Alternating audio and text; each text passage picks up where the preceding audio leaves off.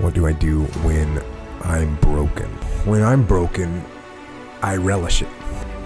That's what I'm gonna do. I'm gonna use it. Because if I'm broken, then I just found my limitations. And until I know what my limitations are, how can I push them? How can I get better? But once I see it, once I feel it, once I see where I was broken, then I can attack that weakness. I can fill in that gap. I can reinforce that breach. If you break, it means it's time to fortify your will to make it stronger. There's all kinds of different ways to break. You can break physically, you can break mentally, you can break your heart, you can break your spirit, and none of those are fun, and all of those are gonna leave a mark. But the mark that they leave can be the mark of victory or it can be the mark of defeat. Because every time you break, and in every way that you break, while it's a chance, it's definitely a chance for you to give up and for you to just to fall apart. But there's also opportunity. There's opportunity to get stronger and get smarter and get faster and get tougher and get more stable and get more resilient and get better. When you break, you have the opportunity to show the world, the whole world, what you are really made of. So if you break, if you break, the fight isn't over. In fact, if you break, the fight is just beginning. And as you crawl up and out of that dismal and wretched place, you're covered in blood and sweat and dirt and filth as you rise above what you were, and as you take the form of who you are supposed to be, you will see that in the very act of standing up, in the very act of fighting on, you will become and you will remain unbroken. Things go wrong, they always seem to happen at once, and they just compound on top of each other. And it's pretty easy sometimes to feel beaten when you're faced with all those issues and all those problems, and they all hit you at the same time. But let me tell you, that doesn't mean give up. In fact, it means the opposite. It means it's time for you to fight hard, to dig in. It means it's time for you to go on the warpath. And that starts with one of the fundamental laws of combat leadership: prioritize and execute. What's the biggest problem? What's causing the most stress? Family? Okay. Sit them down. Explain where you are at. Be blunt. Be upfront. And then give them the simple plan of how you're going to get things back on track. Don't sugarcoat it. You give it to them straight. Next, you got some late payments. Call those creditors up. Explain to them what's going on. Set up some kind of a minimum payment plan so you can start making some progress and get them off your back. And then you got your job. Right? You're falling behind at work. Okay, talk to your boss. Face it.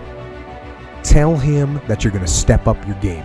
Tell him you're going to be at work early, you're going to be at work late, you're going to be at work during lunch, you're going to be wherever you need to be whenever he needs you to be there. Tell him you're going to get after it.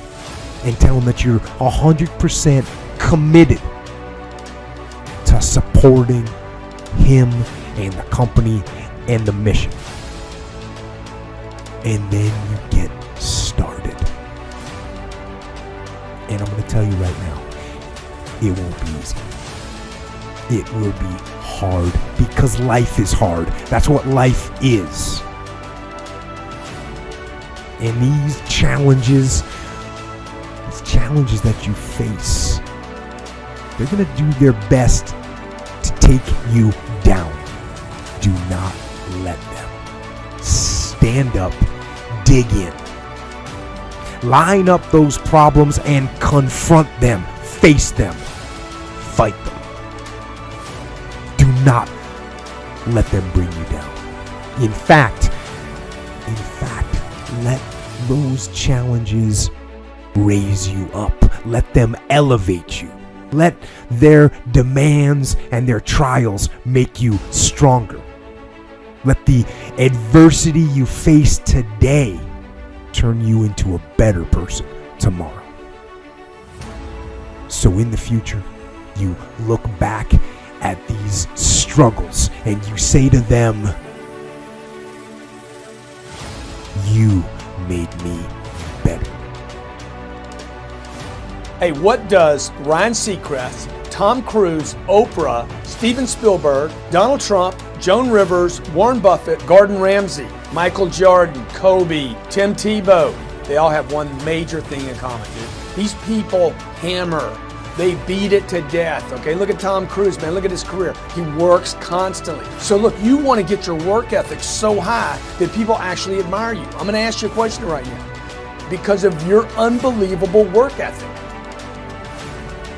If you can't answer yes to that, man, you're not going to get in that top 10%. You got to get at the top. People need to know you for one major thing first. He works. He produces. The guy's there every day. The guy's pushing and shoving. Because the truth is, no matter how good your ideas are, how good your art is, or how good your skill set is, if you're not working, man, if you're not vibrating at a frequency that people say, my God, how does that guy do all that? If you're not vibrating at that rate, 10x levels, massive action, tremendous work ethic that's just a muscle now, and it's just a discipline in your life, and it's a way, it's a normal way that other people think is abnormal. Look, if you're not working at that level, you're not going to make it. Get your work ethic in, man. It's the American way. Work ethic. What I could control was my work ethic. You've heard me speak many times about outworking everybody, but I think that just feels good when we hear it, but most people don't take it seriously. If you think that I have a little bit of success in my life, I can tell you what I attribute it to. Yes, self-confidence, yes, mindset, visualization, goals, all the things I talk about all the time. Listening skills, influence, energy transfer, how to be happier, all of that stuff applies. When you get to winning, for me, it's come down to maxing out. And what maxing out means is you do one more at least than you think you're capable of. So when you're done, whatever you're doing, whether it's at the gym or phone calls or meetings or in sports, one more shot, one more throw, one more swing of the golf club or the baseball bat, the separator is for the winners, they do one more. I'm addicted to one more. And so I want your mantra going forward to be one more. What does that look like if we're working out? That means when we're in the gym and we say, I'm gonna do 5 sets of 10, I'm crazy. Like I'm a psycho because I want to win. I want to be somebody. I want to separate. I want to compete. And the way I do that isn't with my giftedness, because I wasn't born with a bunch of gifts. And I think gifts are crap. I think for the most part, gifted people struggle in life because things come easy to them. I like that things haven't come easy for me in my life. I like that I don't have natural talents in every area. And maybe you like that about you too. Maybe you've looked at yourself all your life and thought, man, I don't have that natural beauty or that natural talent or this gift for creativity or intellect or humor. I don't have any of those things. But what I got is I will outwork you. And so at the gym, one of the things I focus on, they say it's 5 sets of 10. When I'm at 10, I go one more, bam, 11. If I'm running on the treadmill and it's a 45-minute run, I never finish at 45. I always go one more minute, 46. If I'm at the office and I'm supposed to make 25 phone calls that day, when I'm at the end of the day, I always do one more. If I've got meetings, I always do one more. My mantra for 3 decades in business has been one more.